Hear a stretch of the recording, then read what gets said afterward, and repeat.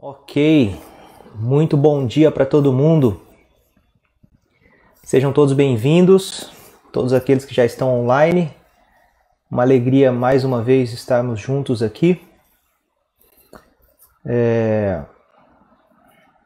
Vou dar um minutinho, dois minutinhos aí para o pessoal entrar.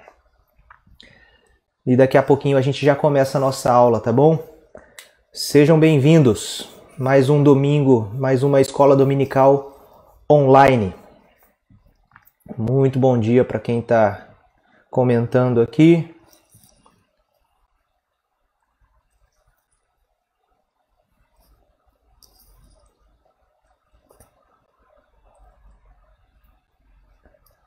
Daqui a pouquinho a gente já começa.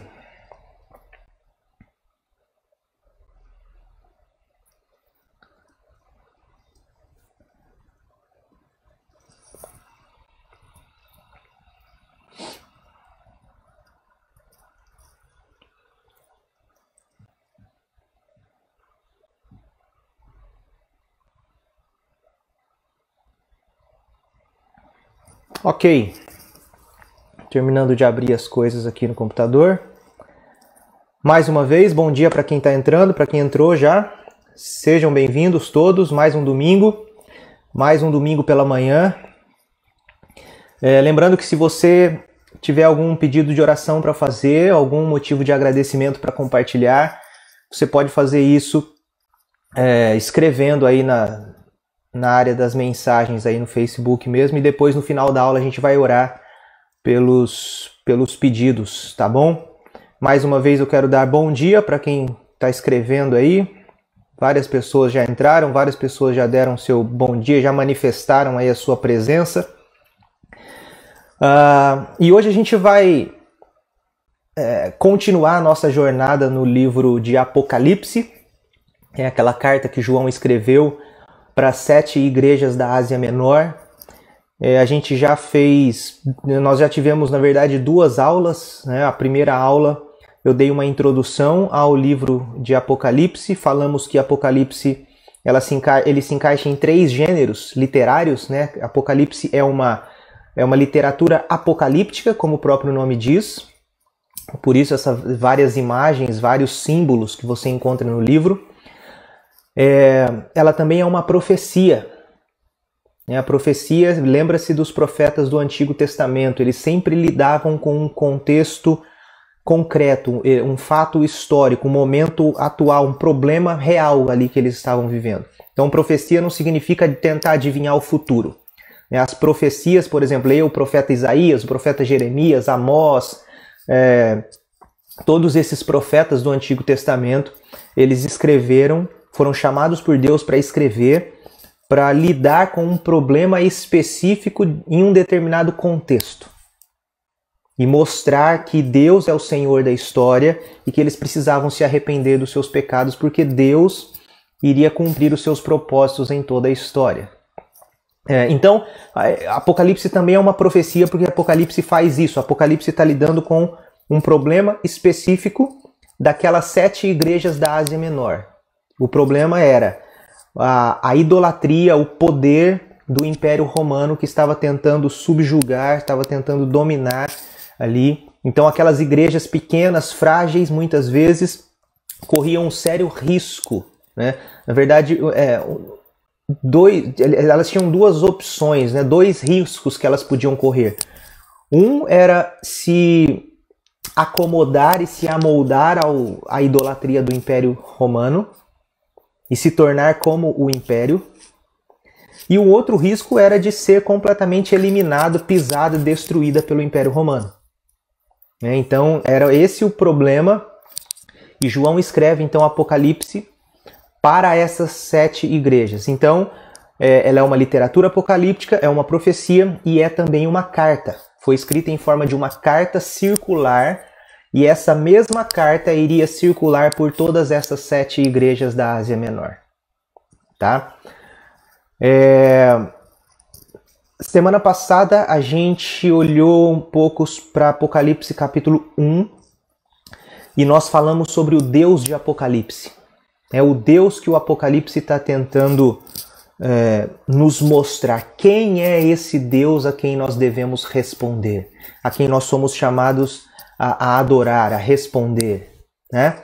E essas duas aulas elas estão gravadas aí no Facebook da igreja e também na página do YouTube da nossa igreja. Se você perdeu alguma dessas duas aulas, você pode voltar lá e assistir, ok? Hoje a gente vai avançar um pouco em Apocalipse e a gente vai olhar principalmente para os 3 primeiros capítulos, capítulos 1, 2 e 3 de Apocalipse. E a gente vai falar hoje sobre o Cristo ressurreto que está no meio dessas igrejas. O Cristo ressurreto, o Filho do Homem que está no meio das igrejas, e ele tem uma palavra específica para cada uma dessas igrejas. Ok? Então eu vou convidar você, se você tiver a Bíblia aí, se você tiver algum bloco de anotação, para tomar notas, a gente vai olhar especificamente para os capítulos 1, 2 e 3. Tá bom? Capítulo 1, versículo 3, ele começa com uma promessa de bênção. Ele fala de uma bênção. Capítulo 1, verso 3, João escreve o seguinte: bem-aventurados aqueles que leem e aqueles que ouvem as palavras da profecia e guardam as coisas nelas escritas, pois o tempo está próximo. Então olha só, aqui existe uma promessa de uma bênção. Bem-aventurado significa feliz, abençoado. Abençoados são aqueles. Então, aqueles que leem e aqueles que ouvem as palavras desta profecia e guardam as coisas que estão escritas nela, esses serão bem-aventurados, serão abençoados, porque o tempo está próximo. Então, aqui existe uma promessa de bênção para todos aqueles que leem esta carta de Apocalipse e para todos aqueles que ouvem essa carta de Apocalipse. Lembrando que as cartas naquela época, elas eram lidas nas igrejas, então as pessoas ouviam as cartas, né? Nem todo mundo tinha acesso para ler, mas ela era lida e as pessoas, os membros da igreja, as pessoas que estavam ali no local, elas ouviam a carta. Então, João está dizendo, bem-aventurados são aqueles que leem e aqueles que ouvem as palavras da profecia e guardam as coisas nelas escritas, porque o tempo está próximo. Então a gente tem essa ideia de uma bênção aqui, né? Bênção é uma das primeiras palavras usadas na Bíblia para se referir à salvação, reconciliação, renovação, transformação. Lembra, desde lá do chamado de Abraão. Abraão, sai da tua terra, da tua parentela, vai para a terra em que eu vou te mostrar. E aí Deus diz para ele, olha, eu te abençoarei e a partir de vocês todas as nações da terra serão abençoadas. Então essa ideia de uma bênção como se referindo à salvação, à restauração, à reconciliação. E como que essa bênção ela chega até nós no livro de Apocalipse, na carta de Apocalipse? De acordo com o capítulo 1, versículo 3, essa bênção de Deus, essa bem-aventurança, ela vem quando nós nos atentamos para a mensagem do Apocalipse. Quando nós lemos, quando nós ouvimos e quando nós acolhemos essa palavra no nosso coração. Então a bênção de Apocalipse vem quando nós nos atentamos às palavras de Apocalipse, à mensagem do Apocalipse. E a mensagem central do Cristo ressurreto para aquelas 7 igrejas tem a ver com vencer, tem a ver com vitória. Capítulos 2 e 3, Cristo ele tem uma palavra para cada uma das igrejas, uma mensagem particular para cada uma das 7 igrejas. Mas em todas essas palavras particulares, para cada uma dessas 7 igrejas, Jesus ele termina dizendo assim: ao vencedor dar-lhe-ei tal, tal, tal. Ao vencedor, ao vencedor. O capítulo 2, versículo 7, capítulo 2, versículo 11, capítulo 2, versículo 17, capítulo 2, versículo 26, capítulo 3, versículo 5, versículo 12 e versículo 21. Todos esses textos para 7 igrejas, Jesus termina dizendo assim: e ao vencedor. O que é essa vitória? Por que ele está dizendo ao vencedor? Vencedor do que? Vencer o quê? Essa vitória aqui, nos capítulos 2 e 3, a vitória ela não é explicada. Jesus não explica o que significa ser um vencedor. Vencer o quê? Só que essa vitória ela é demonstrada no decorrer do livro. E quando você continua lendo o livro de Apocalipse, você vai perceber que essa vitória significa, primeiro, a participação numa batalha cósmica e escatológica, que ele vai demonstrar nos capítulos 6 até o capítulo 15.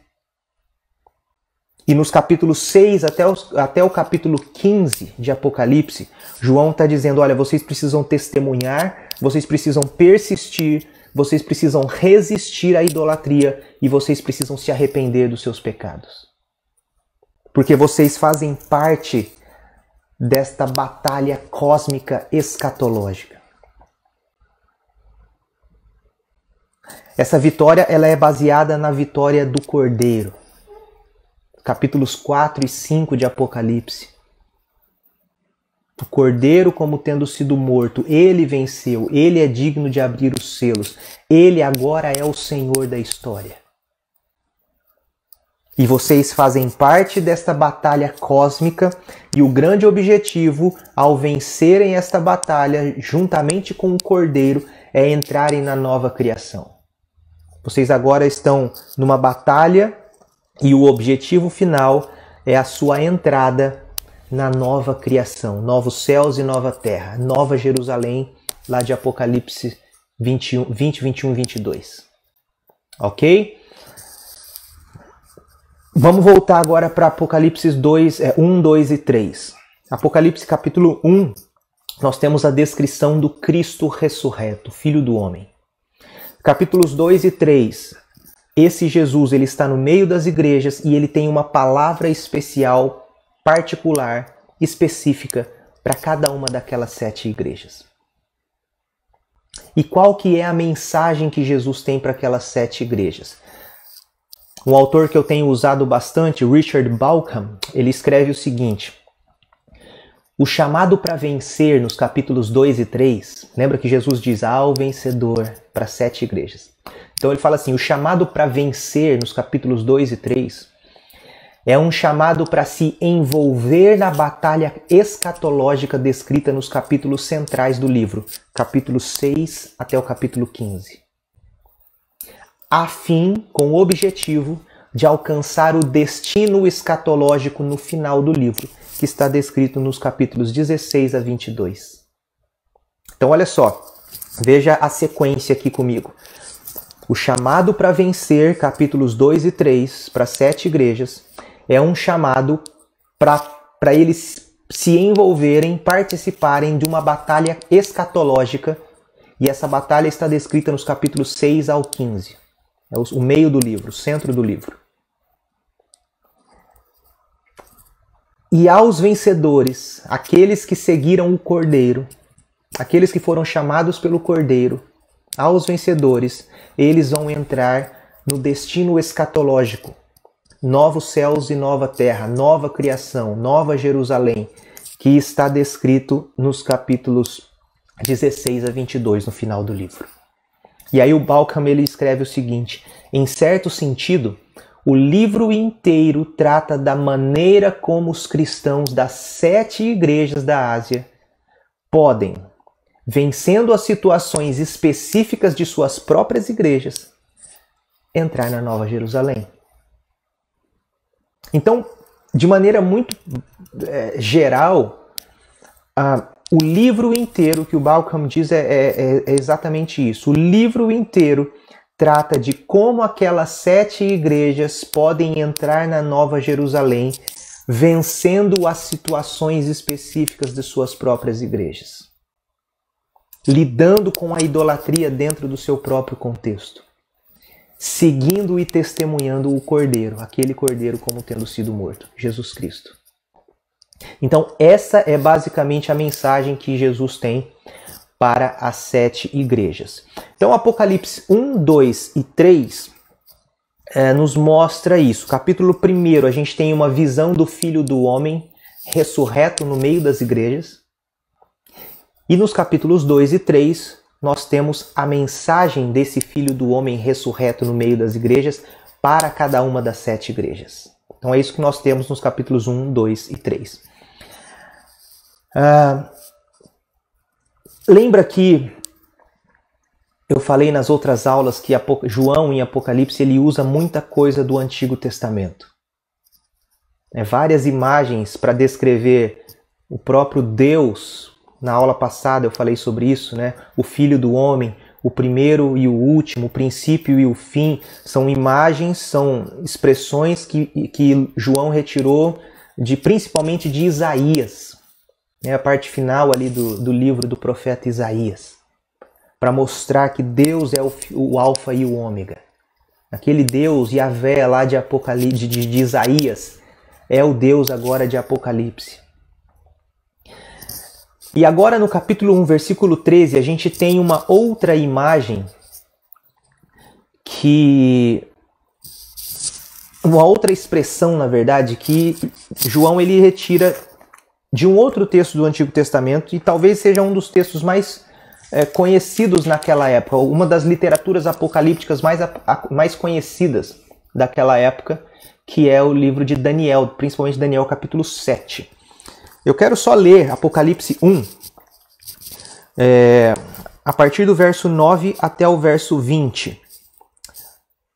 João escreve o seguinte, Apocalipse 1, 9 a 20. Eu, João, vosso irmão e companheiro na tribulação, no reino e na perseverança em Jesus, estava na ilha de Pátimos por causa da palavra de Deus e do testemunho de Jesus. No dia do Senhor, eu me encontrei em espírito e ouvi atrás de mim uma voz forte como de trombeta, que dizia: escreve em um livro o que vês e envia-os às 7 igrejas: Éfeso, Esmirna, Pérgamo, Tiatira, Sardes, Filadélfia e Laodiceia. Virei-me para ver quem falava comigo. Ao me voltar, vi 7 candelabros de ouro. E no meio dos candelabros havia alguém semelhante ao Filho do Homem, vestindo uma túnica longa e uma faixa de ouro na altura do peito. Sua cabeça e os cabelos eram brancos como a lã, tão brancos como a neve, e seus olhos como uma chama de fogo. Seus pés eram parecidos com metal brilhante, refinado em uma fornalha, e sua voz era como a voz de muitas águas. Na mão direita ele segurava 7 estrelas, e da sua boca saía uma espada afiada de 2 gumes. Seu rosto brilhava como o sol no seu fulgor. Quando o vi, caí a seus pés como se estivesse morto. Então ele pôs a mão direita sobre mim e disse: não temas, eu sou o primeiro e o último. Eu sou o que vive. Fui morto, mas agora estou aqui, vivo para todo sempre, e tenho as chaves da morte e do inferno. Portanto, escreve as coisas que tens visto, tanto as do presente como as que acontecerão depois destas. Este é o mistério das 7 estrelas que viste na minha mão direita, e dos 7 candelabros de ouro. As estrelas são os anjos das 7 igrejas, os líderes daquelas 7 igrejas. E os 7 candelabros são as 7 igrejas.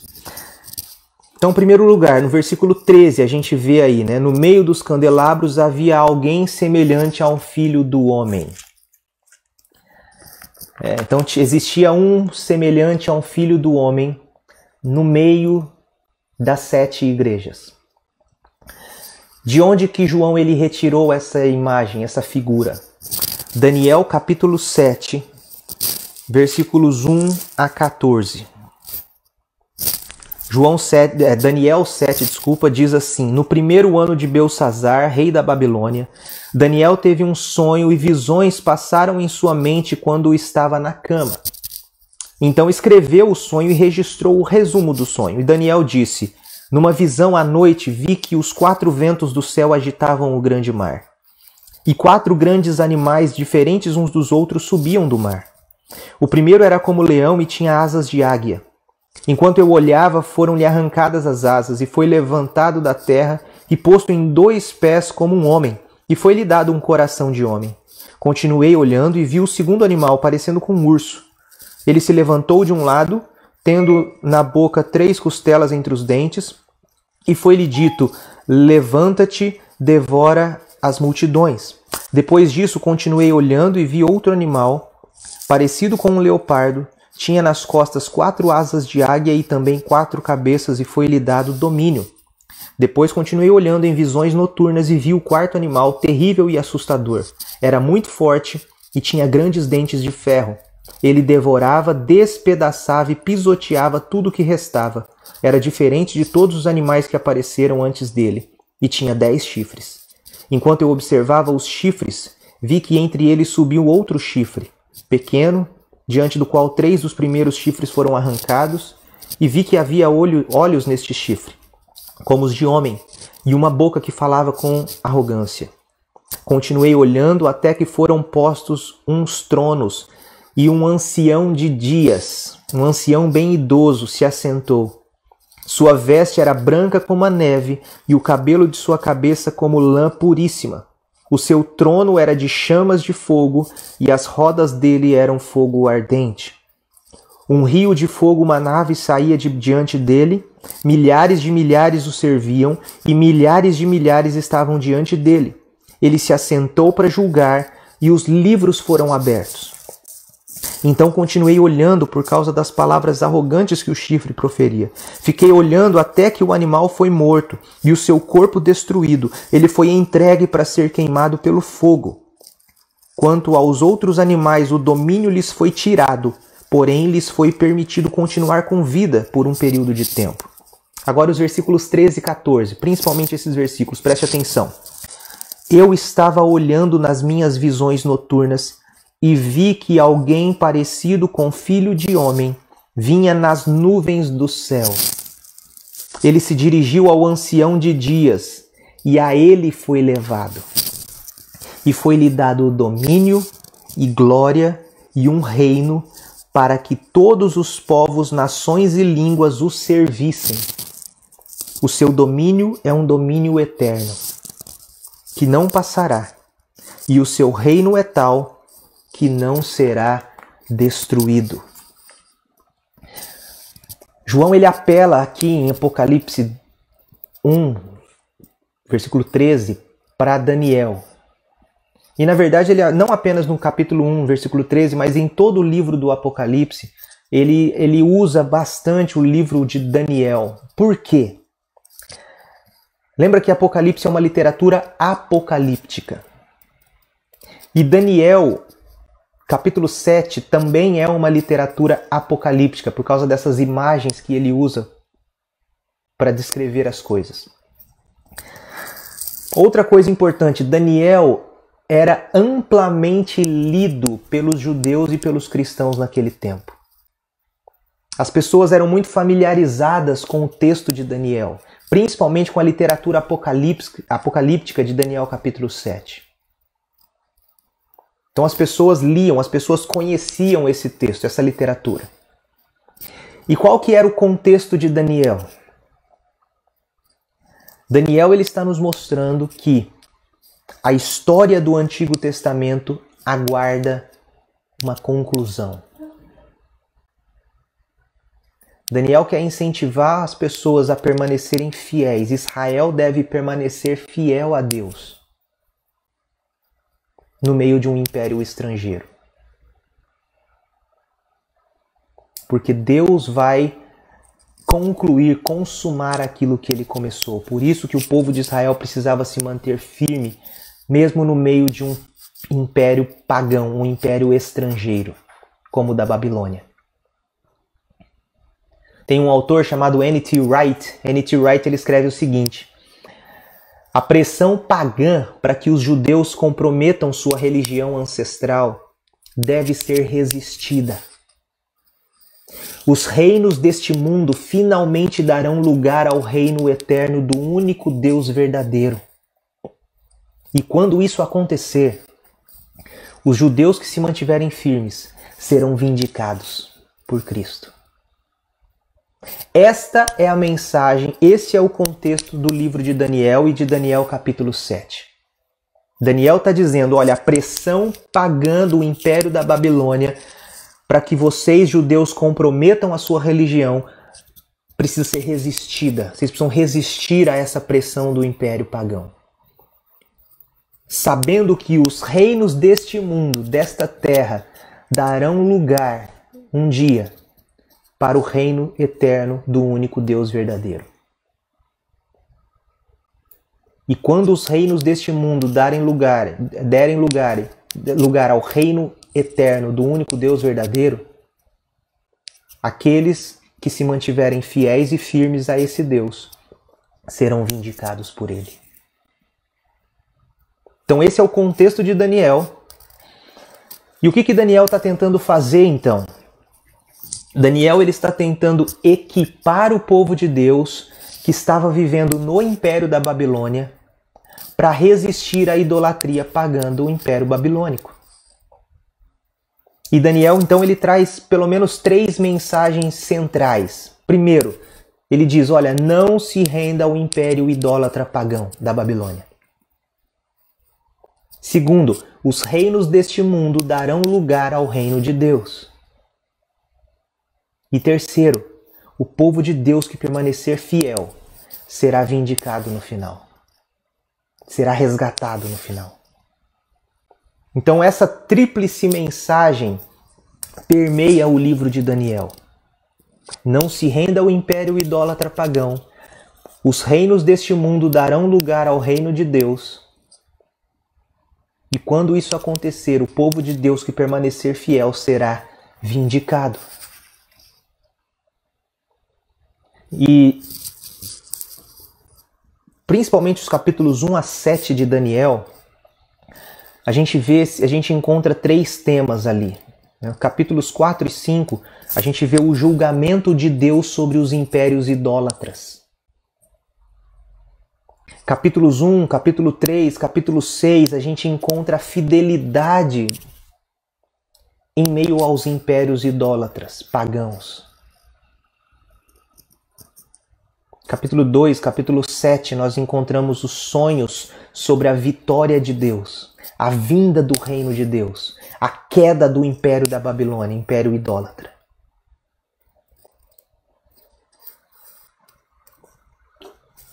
Lembre-se sempre disso, esse sonho em Daniel capítulo 7, essa visão que ele teve. A gente pode dizer que era um dos textos mais populares daquela época. E Daniel está mostrando, olha, o Filho do Homem, ele vai ter um reino eterno que não vai ter começo, meio e fim. Todos os reinos do mundo darão lugar ao reino eterno do Filho do Homem. O Filho do Homem é aquele que derrota a besta blasfema. O império idólatra, no final, será derrotado pelo Filho do Homem. E ele, o Filho do Homem, é quem vai estabelecer o reino de Deus na terra. Então é isso que Daniel está querendo mostrar. Agora, quando isso vai acontecer? E como isso vai acontecer? Nos capítulos 8 ao capítulo 12 de Daniel, Daniel ele se preocupa com essas questões. Quando isso vai acontecer? Como isso vai acontecer? E essa mesma preocupação de Daniel 8 a 12 é a preocupação também dos judeus do primeiro século, no período ali de Apocalipse. Quando o Filho do Homem vai derrotar a besta blasfema, o império idólatra? E como isso vai acontecer? Quando e como ele vai estabelecer o reino eterno de Deus? E agora, então, de posse desse material de Daniel, desse texto de Daniel, João ele escreve o Apocalipse e ele vai mostrar para aqueles cristãos das 7 igrejas da Ásia Menor, olha, lembra do que Daniel escreveu lá no capítulo 7 sobre o Filho do Homem? João está dizendo, Jesus é o Filho do Homem, Jesus ressurreto, vivo, o Cordeiro que foi morto, mas ressuscitou, ele é o Filho do Homem. Então, aquilo que Daniel aguardava lá, o reino chegou. E Apocalipse todo ele vai narrar como que o reino vai continuar vindo e se manifestando entre nós. Cristo ressurreto é o Filho do Homem. Capítulo 1 de Apocalipse, verso 18.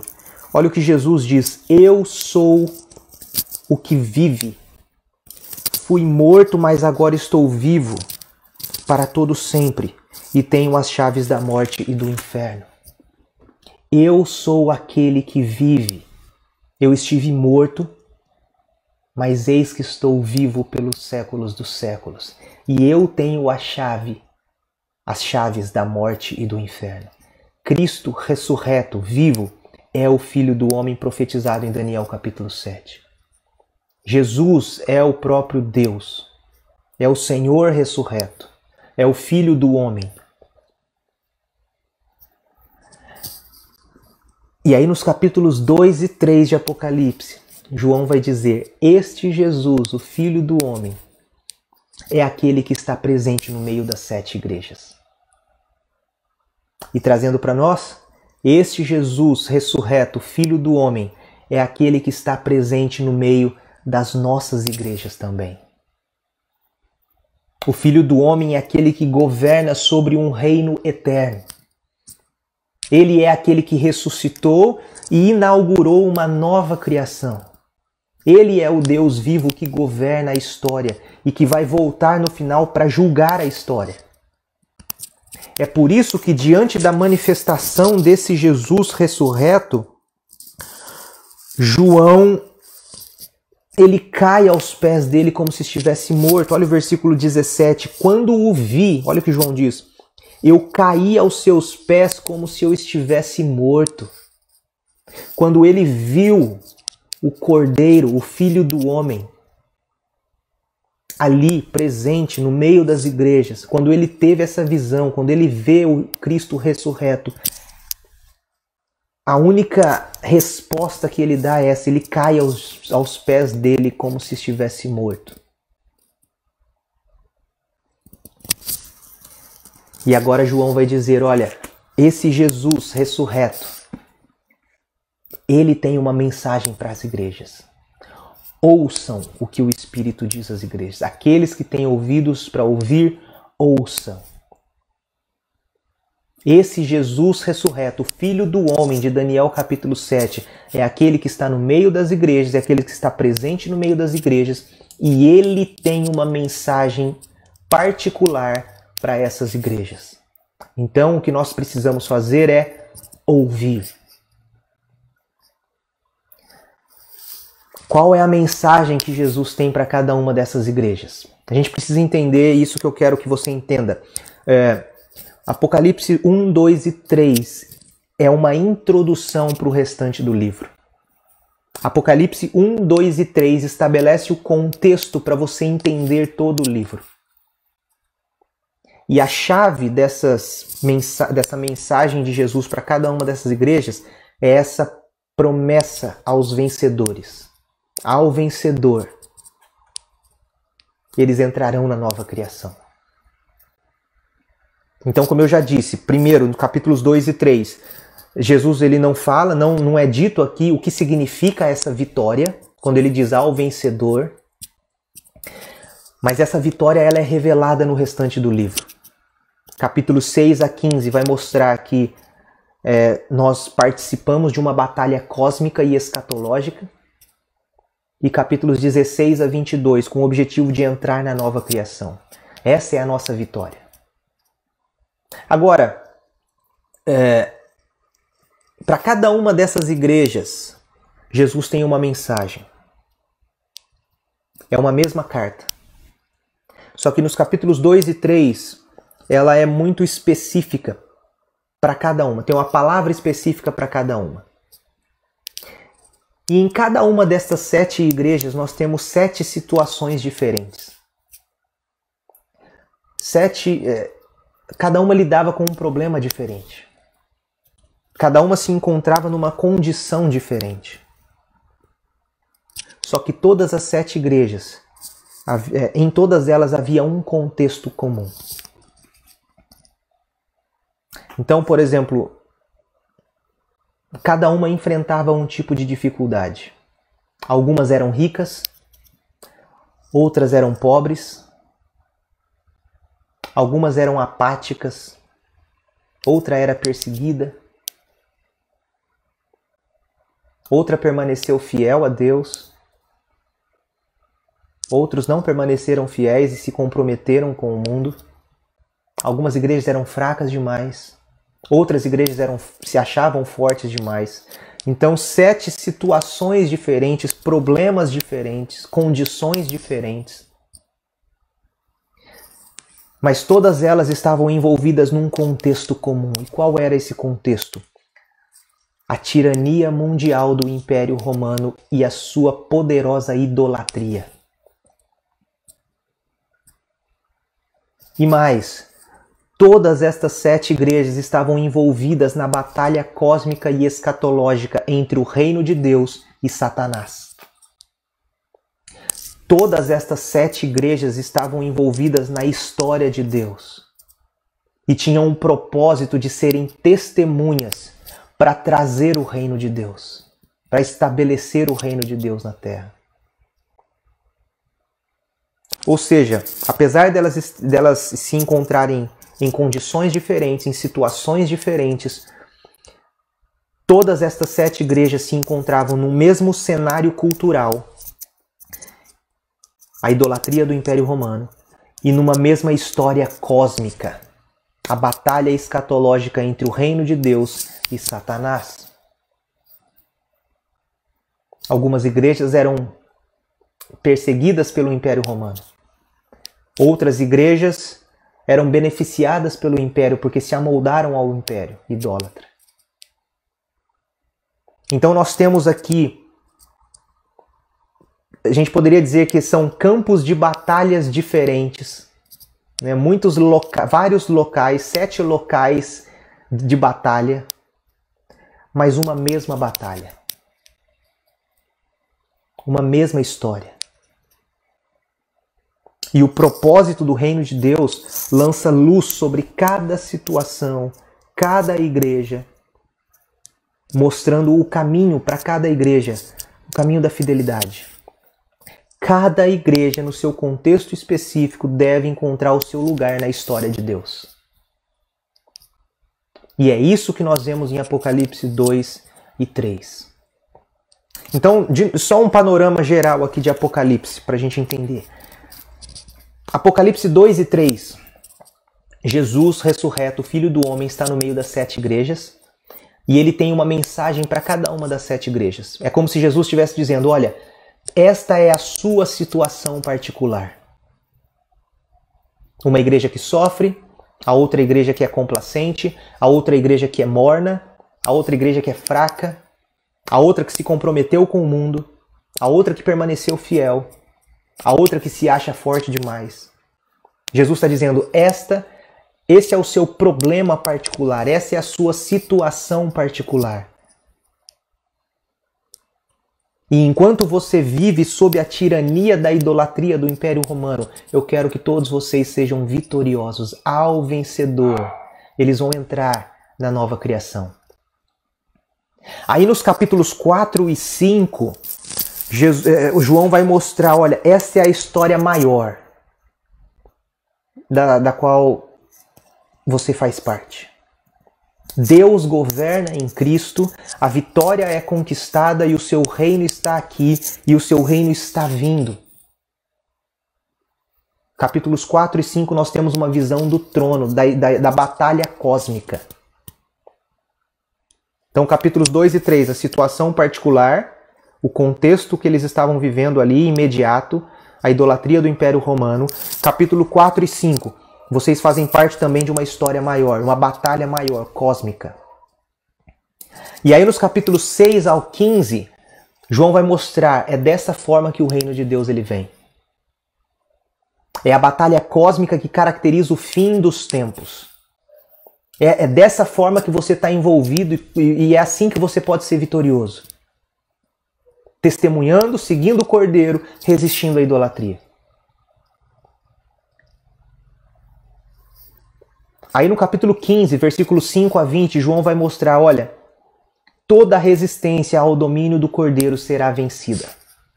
Todo o império que se levanta contra o reino do Cordeiro, contra o reino de Deus, será destruído, será vencido, será julgado. E aí o final, Apocalipse 21 e 22, João nos diz, olha, sejam consolados e desafiados, o reino de Deus certamente virá. O propósito de Deus será estabelecido plenamente. Voltando para Apocalipse 2 e 3 agora, as mensagens para cada uma daquelas igrejas. De novo, é uma introdução ao restante do livro. Apocalipse 2 e 3 estabelece um contexto para você ouvir a mensagem do livro todo. Existe uma promessa aos vencedores para entrar na nova criação. 7 situações diferentes, mas um contexto em comum. Uma mesma batalha. E aí nos capítulos 2 e 3 o que nós vemos é isso. É o Filho do Homem ressurreto, vivo, no meio das igrejas, dizendo, olha, esta é a sua situação particular. Eu conheço a sua situação. Eu conheço a sua história. Eu conheço os seus problemas. Eu conheço a sua idolatria. Eu sei das suas coisas boas e também sei das coisas ruins que existem no meio de vocês. E Jesus então faz uma promessa, a promessa da nova criação e um alerta de julgamento. Vocês precisam se arrepender. Todas as igrejas Jesus chama ao arrependimento. O que ele está fazendo? Ele está preparando cada igreja para se alinhar totalmente ao reino de Deus na batalha cósmica. Para testemunhar desse reino com vida e com palavras. A resistir à idolatria do Império Romano. E é por isso que Jesus diz, olha, eu conheço a sua situação. Jesus é aquele que está no meio das nossas igrejas hoje. E ele olha para nós e ele diz, olha, eu conheço a sua situação. Não adianta camuflar, não adianta esconder. Eu sei quem vocês são de verdade. Eu sei o que está por detrás das aparências. Então essa é a estrutura de cada mensagem para cada uma das 7 igrejas. São palavras de Cristo, o Filho do Homem ressurreto, presente no meio das igrejas. Jesus ele elogia e ele também condena. Ele mostra as coisas boas e ele mostra as coisas ruins. Ele exorta, ele alerta e ele chama ao arrependimento. E nós sempre ouvimos no final de cada mensagem, quem tem ouvidos, ouça o que o Espírito diz às igrejas. E em cada uma delas nós temos uma promessa de uma nova criação aos vitoriosos. Vamos olhar para cada uma dessas igrejas rapidamente, para a gente tentar ver qual era o perigo, o problema central ali para cada uma dessas igrejas. Primeiro a gente tem a igreja de Éfeso, capítulo 2, de 1 a 7. Escreve ao anjo da igreja em Éfeso, assim diz aquele que tem as 7 estrelas na mão direita e anda no meio dos 7 candelabros de ouro. Conheço as tuas obras, seu trabalho e a sua perseverança. Sei que não suportas os maus e que puseste à prova os que se dizem apóstolos, mas não são, e descobriste que são mentirosos. Tens perseverado e sofreste por causa do meu nome, e não te desanimaste. Então Jesus elogia. Mas no versículo 4, olha o que ele diz. Tenho contra ti, porém, o fato de que deixaste o teu primeiro amor. Lembra-te, pois, de onde caístes, arrepende-te e volta às obras que praticavas no princípio. Se não te arrependeres, logo virei contra ti e tirarei o teu candelabro do seu lugar. Éfeso era uma igreja que estava preocupada demais com a ortodoxia doutrinária, com estabelecer uma teologia correta, mas que aquela preocupação com a ortodoxia doutrinária estava levando aquela igreja à perda do primeiro amor. Os detalhes, o que era esse primeiro amor, não é muito claro aqui. Alguns estudiosos vão dizer que esse primeiro amor se referia a Deus, ou seja, eles estavam oferecendo um culto superficial a Deus. E outros estudiosos vão dizer que esse primeiro amor se refere às outras pessoas, aos outros crentes. Eles viviam uma ortodoxia sem caridade, sem amor ao próximo, sem acolher o outro. Então, seja como for, seja qual for o problema, se era um culto superficial ou se era falta de amor entre os outros, a perda desse primeiro amor é algo que Jesus tem contra aquela igreja. Eles viviam uma teologia que não era praticada. Eles tinham a ortodoxia certa na mente, mas aquilo não estava descendo para o coração. Não resultava em ação prática, no amor por Deus e no amor pelas outras pessoas. Tenho, porém, contra ti que vocês abandonaram o primeiro amor. Aí a igreja de Esmirna, versículo 8, escreve ao anjo da igreja em Esmirna. O anjo aqui é o pastor, o líder daquela igreja. Escreve ao anjo da igreja em Esmirna. Isto é o que diz o primeiro e o último, aquele que foi morto e reviveu. Conheço tua tribulação e tua pobreza, apesar de seres rico. E a blasfêmia dos que dizem ser judeus, mas não são. Pelo contrário, são sinagoga de Satanás. Não temas o que hás de sofrer. O diabo está para colocar alguns de vós na prisão, para que sejais provados, e passareis por uma tribulação de 10 dias. Sê fiel até a morte, e eu te darei a coroa da vida. Esmirna, então, Jesus está dizendo, olha, não fique com medo de sofrer perseguição. Aí nós temos uma terceira igreja, a igreja em Pérgamo, capítulo 2, versos 12 a 17. Escreve ao anjo da igreja em Pérgamo, assim diz aquele que tem a espada afiada de 2 gumes. Sei onde habitas, onde está o trono de Satanás. Mas conservas o meu nome e não negaste a minha fé. Mesmo nos dias de Antipas, minha fiel testemunha, que foi morto entre vós, onde Satanás habita. Entretanto, tenho algumas coisas contra ti. Olha o que Jesus diz para Pérgamo. Porque tens aí os que seguem doutrina de Balaão, que ensinou Balaque a fazer os filhos de Israel pecarem, induzindo-os a comer das coisas sacrificadas a ídolos e a se prostituírem. Assim também tens alguns que de igual modo seguem a doutrina dos nicolaítas. Portanto, arrepende-te. Se não te arrependeres, logo virei contra ti e lutarei contra eles com a espada da minha boca. Ao vencedor darei do maná escondido e uma pedra branca na qual está escrito um novo nome que ninguém conhece a não ser aquele que o recebe. Então a igreja em Pérgamo não estava levando a sério a acomodação de alguns crentes ao Império Romano. Alguns crentes ali, algumas pessoas dentro daquelas igrejas viviam com uma doutrina completamente errada, seguiam doutrinas falsas, ensinavam coisas erradas para as pessoas na igreja. E Jesus diz, olha, vocês estão se amoldando, vocês estão permitindo que essas pessoas continuem no meio de vocês, disseminando heresias, vocês estão permitindo que essas pessoas que seguem doutrinas falsas continuem ensinando e fazendo com que vocês pequem. E vocês estão acomodados a toda essa situação. Vocês estão acolhendo essas pessoas.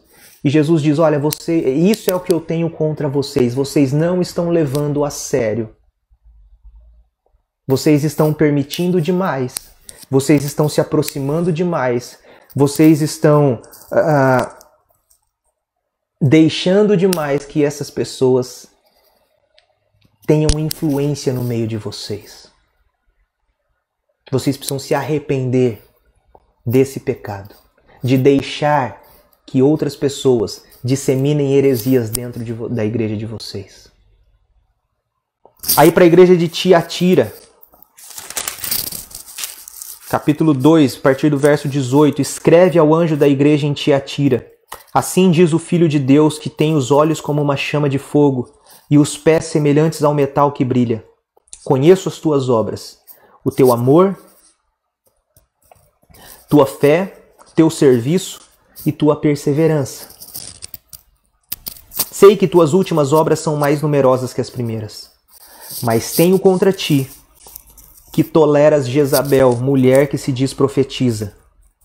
Ela ensina e seduz meus servos a se prostituírem e a comerem das coisas sacrificadas a ídolos. Dei-lhe tempo para que se arrependesse, mas ela não quer arrepender-se da sua prostituição. Farei que ela adoeça e enviarei uma grande tribulação aos que cometem adultério com ela, se não se arrependerem de suas práticas. Matarei os filhos dela, e todas as igrejas saberão que sou aquele que sonda as mentes e os corações, e eu darei a cada um de vós segundo as suas obras.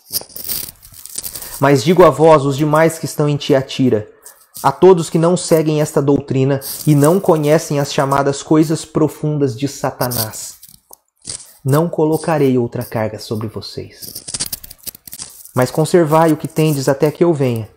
Ao vencedor e ao que continuar nas minhas obras até o fim, darei autoridade sobre as nações, assim como eu recebi a autoridade de meu Pai, e com cetro de ferro as regerá, quebrando-as como são quebrados os vasos do oleiro.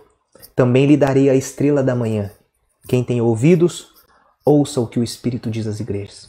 Então, para a igreja em Tiatira, que Jesus tem contra aquela igreja, contra a tolerância e a acomodação da igreja por medo das repercussões econômicas e sociais do império. Aí no capítulo 3, a partir do verso 1, nós temos a carta à igreja em Sardes, na cidade chamada Sardes. Escreve ao anjo da igreja em Sardes: assim diz aquele que tem os 7 Espíritos de Deus e as estrelas: conheço tuas obras. Tens fama de estar vivo, mas estás morto. Fica alerta e fortalece o que ainda resta e estava para morrer, porque não tenho achado tuas obras perfeitas diante do meu Deus. Olha o que Jesus diz para essa igreja em Sardes: eu não encontro as tuas obras perfeitas diante do meu Deus. Você tem fama e aparência de estar vivo, mas na verdade vocês estão mortos. Portanto, lembra-te daquilo que tens recebido e ouvido, obedece e arrepende-te. Pois se não estiveres alerta, virei como um ladrão, e tu não saberás a que hora virei contra ti. Mas em Sardes também tem algumas pessoas que não contaminaram suas vestes. Elas andarão comigo, vestidas de branco, porque elas são dignas. Assim o vencedor será vestido de vestes brancas, e de maneira nenhuma riscarei o seu nome do livro da vida. Mas pelo contrário, reconhecerei o seu nome diante de meu Pai e diante de seus anjos. Quem tem ouvidos, ouça o que o Espírito diz às igrejas. A igreja em Sardes era uma igreja complacente. Ela passava uma aparência de que está viva, uma aparência de que estava tudo bem, com várias programações, várias atividades. Mas Jesus diz: olha, você é tudo fachada, é tudo aparência, você tem fama de estar viva, mas você está morta porque eu não acho obras perfeitas diante do meu Deus. Depois ele escreve para a igreja em Filadélfia. Filadélfia é a única igreja que Jesus não tem nenhuma palavra contra, nenhuma repreensão. Capítulo 3, versículo 7. Escreve ao anjo da igreja em Filadélfia: assim diz aquele que é santo, verdadeiro, o que tem a chave de Davi, o que abre e ninguém pode fechar, e o que fecha e ninguém pode abrir. Conheço as tuas obras, tenho posto diante de ti uma porta aberta para que ninguém pode fechar. Tens pouca força, mas guardaste a minha palavra e não negaste o meu nome. Farei aos da sinagoga de Satanás aos que se dizem judeus e não são, mas mentem. Sim, farei que venham adorar prostrado aos teus pés e saibam que eu te amo. Porque deste atenção à minha exortação, à perseverança. Eu também te guardarei da hora da provação que virá sobre o mundo inteiro, para pôr à prova os que habitam sobre a terra. Venho sem demora. Conserva o que tens, para que ninguém tome a tua coroa. Farei do vencedor uma coluna no templo do meu Deus, de onde jamais sairá. Escreverei nele o nome do meu Deus, o nome da cidade do meu Deus, a nova Jerusalém, que desce do céu da parte do meu Deus, e também o meu novo nome. Quem tem ouvidos, ouça o que o Espírito diz às igrejas. Para a igreja em Filadélfia, Jesus diz, olha, continuem mantendo a posição social e econômica marginal e fraca que vocês têm. Mesmo fracos, mesmo pequenos, mesmo marginalizados, Jesus não tem nenhuma repreensão contra aquela igreja. Jesus diz, conservem-se perseverantes assim como vocês estão. E eu protegerei vocês no dia da tribulação. Para que vocês saibam, versículo 9, que eu amo vocês.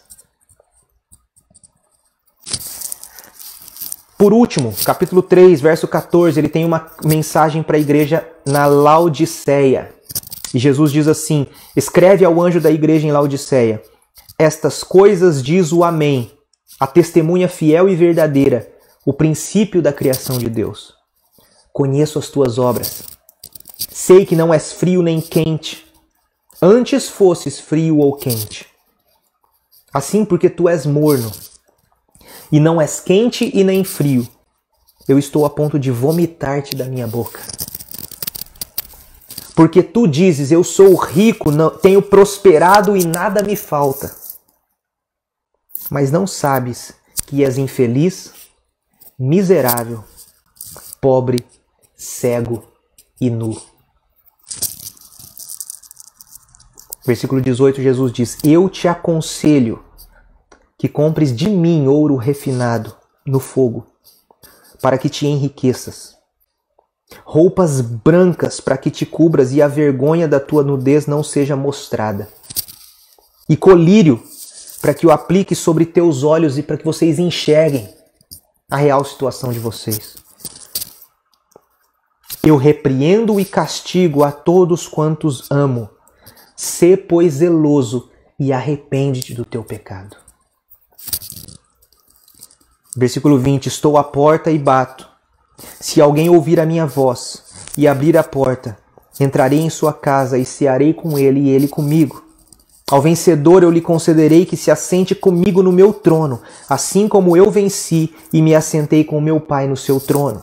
Quem tem ouvidos, ouça o que o Espírito diz às igrejas. Muitas pessoas usam esse versículo fora de contexto para falar sobre evangelização, né? Quando está pregando o evangelho para outras pessoas do mundo. Eis que Jesus está à porta e ele bate. Se alguém ouvir a sua voz e abre a porta do seu coração para Jesus entrar. Não é isso que está aqui nesse contexto. Esta palavra é uma palavra para a igreja, para os cristãos. E é como se Jesus ele estivesse do lado de fora da igreja, batendo na porta da igreja, querendo entrar. Eis que eu estou à porta e bato. As pessoas estavam se reunindo ali na igreja, elas estavam dentro da igreja, mas estavam deixando Jesus de fora. Eram ricos, eram autossuficientes, a igreja na Laodiceia, e isso levou eles a uma fé morna. Eles achavam que tinham tudo e que não precisavam de nada. E Jesus diz, olha, eu estou aqui do lado de fora. Eu estou batendo na porta. Arrepende-te do pecado de vocês. Reconheçam quem vocês realmente são. Então olha só, cada igreja com os seus problemas particulares Mas cada igreja é chamada para participar de uma batalha cósmica. Cada igreja é chamada para resistir à idolatria da cultura. São 7 igrejas que, na verdade, representam todas as igrejas. João, ele pretende que todas as igrejas ouçam a palavra profética do Espírito de Jesus para estas 7 igrejas. Todas as igrejas, as nossas igrejas hoje, onde quer que elas estejam, elas enfrentam os perigos da idolatria cultural. Hoje nós enfrentamos os perigos da idolatria da nossa cultura, da nossa sociedade. Algumas igrejas, elas têm se amoldado às ideologias políticas do nosso tempo, sejam elas de esquerda ou sejam de direita, sejam elas socialistas ou sejam capitalistas. Todos nós enfrentamos os perigos da idolatria cultural. E todos nós fazemos parte da batalha cósmica e da história do reino de Deus. E hoje nós somos chamados a ouvir o que o Espírito diz às igrejas. Qual é o nosso lugar no campo de batalha? Eu quero encerrar apenas dizendo uma informação interessante. Por 2 vezes, em algumas passagens nós lemos aqui, por exemplo, capítulo 2, versículo 5. Lembra-te, pois, de onde caístes. Arrepende-te e volta às obras que praticavas no princípio. Se não te arrependeres, logo virei contra ti e tirarei o teu candelabro do seu lugar. O candelabro ou candeeiro significa igreja. Jesus está dizendo, olha, se vocês não se arrependerem, eu vou tirar a igreja do lugar onde ela está. Eu vou vir até vocês e vou mover do lugar o teu candeeiro, caso não te arrependas. E é interessante que existe um missionário no século XX, de 1908 até 1998, se eu não me engano, ele morreu, chamado Lesslie Newbigin. E o Lesslie Newbigin e a sua esposa Ellen Newbigin, eles começaram uma jornada, uma empreitada, uma viagem de um lugar chamado Madras, na Índia, até Londres, na Inglaterra. Foi uma jornada de cerca de 11 mil quilômetros que eles rodaram. E eles contam que durante essa viagem, essa história, quando eles chegaram na Turquia, a atual Turquia, que era exatamente o local das 7 igrejas de Apocalipse da Ásia Menor, a região hoje é a Turquia. E Lesslie Newbigin, ele diz, olha, na atual Turquia foi o único lugar que nós não encontramos nenhuma igreja cristã, nós não encontramos nenhuma comunidade cristã. E aí nós nos lembramos do alerta de Jesus. Se vocês não se arrependerem, eu vou vir e vou mover do seu lugar o teu candeeiro. Se não te arrependeres, logo virei contra ti e tirarei o teu candelabro do seu lugar. Nós somos chamados ao arrependimento. Arrepende-te, volta para Cristo, antes que Ele venha contra nós com julgamento. E a palavra que Ele diz para todas as igrejas é essa: quem tem ouvidos, ouça o que o Espírito diz às igrejas. Jesus diz, eu conheço a sua situação, eu sei a situação que você se encontra. Não precisa esconder, não precisa camuflar. Eu conheço a sua situação. Quem tem ouvidos, ouça o que o Espírito diz às igrejas. Ok? A gente vai encerrar por aqui a nossa aula de hoje. Quero agradecer a todos que participaram, a todos que ficaram firmes aí até agora. São 11h05. Semana que vem a gente continua os nossos estudos em Apocalipse. Espero que tenha sido útil, né, essas informações, essas aulas, e que possam te ajudar aí na leitura de Apocalipse. Fica o desafio para você ler o livro de Apocalipse várias vezes. Não tenha medo de Apocalipse, né? Eu espero que essas aulas possam abrir aí um pouco a sua mente e aumentar o seu conhecimento do contexto da história, do que está por detrás de Apocalipse, e que então a gente tenha uma melhor compreensão desse livro que é extremamente importante para todas as igrejas que vivem debaixo da pressão da idolatria da cultura. Ok? Gente, Deus abençoe a todos. Tenham um bom domingo. Eu quero terminar com uma oração.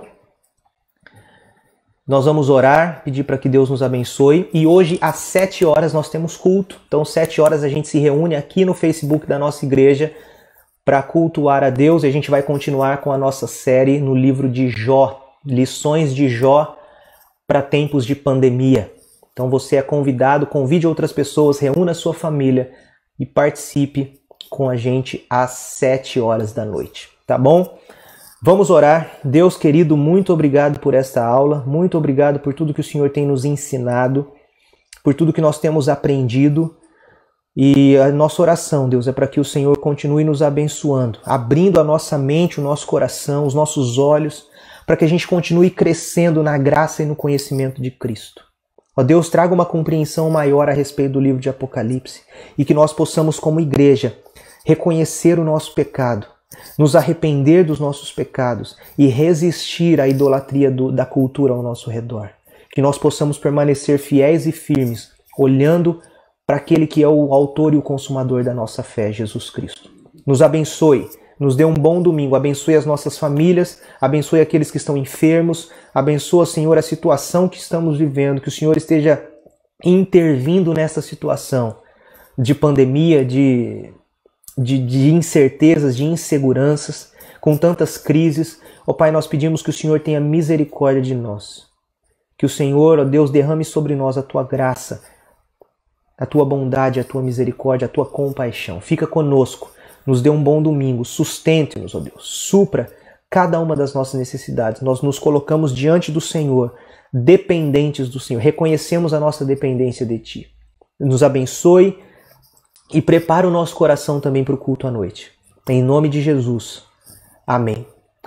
Deus abençoe a todos, tenham um bom domingo, um bom almoço e até a noite, se Deus quiser. Fiquem com Deus.